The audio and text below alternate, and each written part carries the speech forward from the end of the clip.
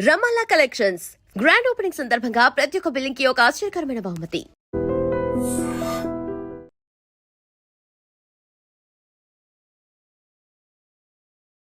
మేడ్చల్ ఇది సిటీకి చాలా దగ్గరలో ఉంటుంది కాబట్టి ఇక్కడ మేడ్చల్ జిల్లా ఎల్లంపేట మున్సిపల్ పరిధిలో ఫస్ట్ రౌండ్కి సంబంధించిన అధికారిక ఫలితాలు అందాయి. 10వ వార్డులో శ్రీలత రమేష్ విజయం సాధించిండ్రు.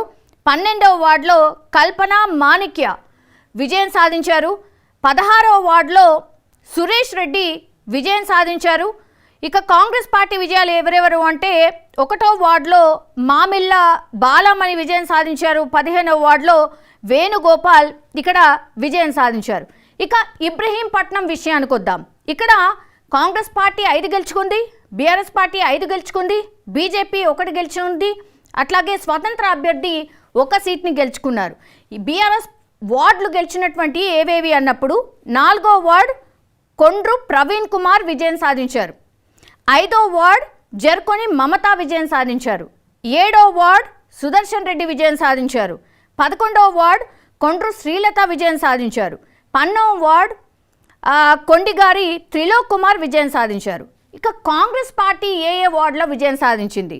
2వ వార్డులో నీళ్ల భానుబాబు విజయం సాధించారు. 6వ వార్డులో మహమ్మద్ అమీనా బేగం విజయం సాధించారు. 8వ వార్డులో వర్త్య రామ్దాస్ విజయం సాధించారు.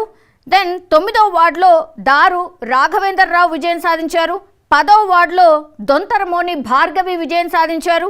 1వ వార్డులో బీజేపీ అభ్యర్థి శ్యామల విజయం సాధించారు. 3వ వార్డులో స్వతంత్ర అభ్యర్థి మురళీకృష్ణ ఇప్పటివరకైతే విజయం సాధించారు.